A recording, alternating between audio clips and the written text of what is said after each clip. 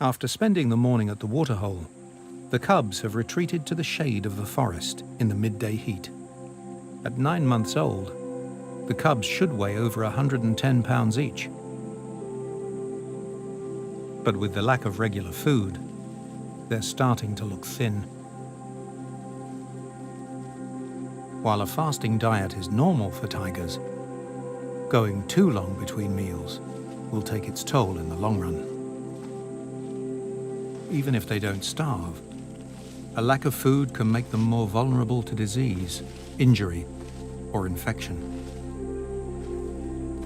It's vital that Rana brings back food soon. By early afternoon, it's still too hot to contemplate hunting. While Rana enjoys these cool waters, the constant high summer temperatures and the fierce afternoon sun take their toll on the waterholes themselves. Some ponds have almost completely dried up. For many animals, this provides a different opportunity.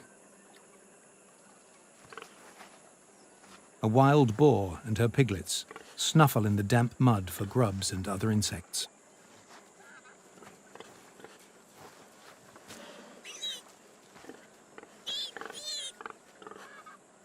Large grey babblers use the dusty ground to clean their feathers of parasites and excess oil.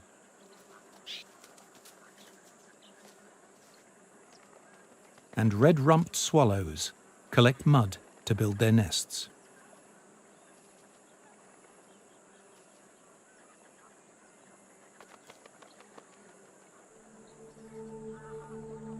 As the water evaporates, it leaves a salty residue on the muddy surface.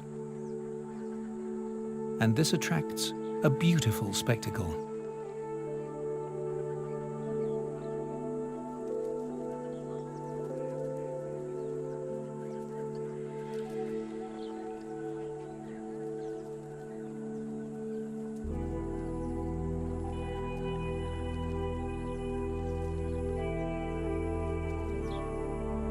Right now, just before the onset of the monsoon, common emigrant butterflies gather in their hundreds as they migrate between breeding sites.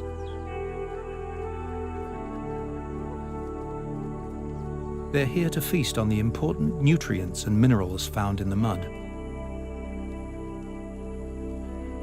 Substances they don't get from their usual diet of nectar.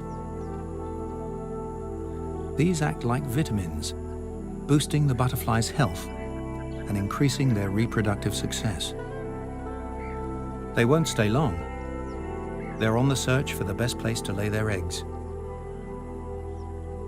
But for now, this dry waterhole provides everything they need.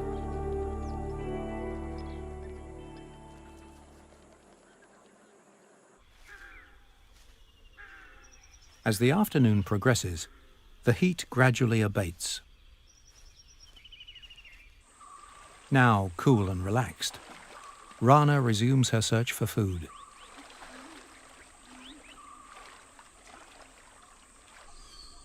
She knows there's prey grazing nearby. A nilgai has joined the chital deer. Nilgai are the largest antelope in Asia, and at over 200 pounds, would make an ideal meal.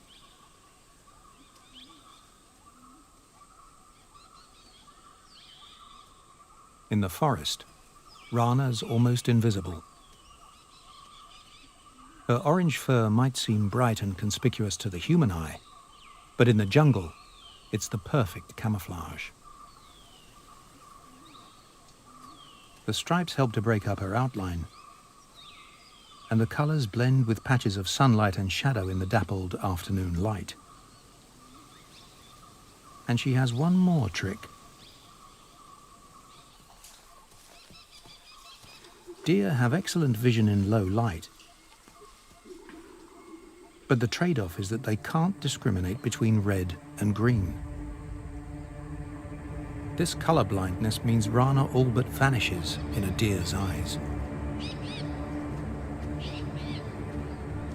they must rely on their acute sense of smell and incredible hearing to alert them to this danger.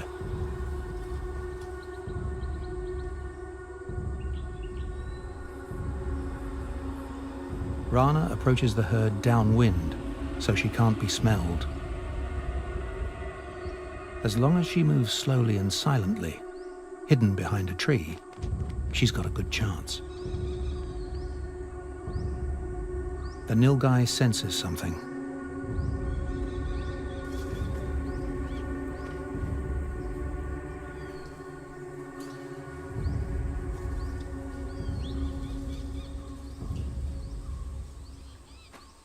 Failed again.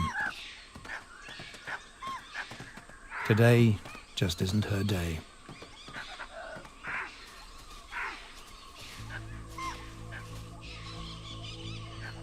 A chorus of alarm calls alerts everything within 100 yards. Rana's blown her chance of catching anything here.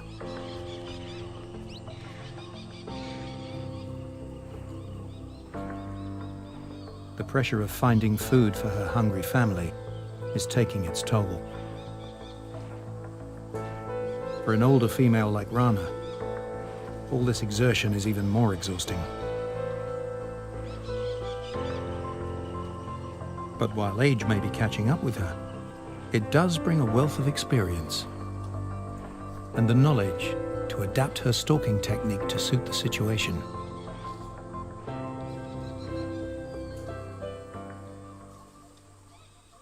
As Rana continues her hunt for food, something else catches her attention. This time, it's not prey. Rana shares her territory with leopards. At 150 pounds, they're only half her size. Food is scarce enough. Rana isn't in the mood to share with another large predator. She will force the leopard to leave her territory. But before she can make a move, the leopard spots her and has a simple trick to get well out of reach. Climbing trees comes naturally to these agile felines. Pound for pound, leopards are the strongest of the big cats, and are even able to drag their kills high into the branches. Rana's no slouch when it comes to climbing herself. With powerful leg muscles and sharp claws 4 inches long, tigers are surprisingly adept in the trees.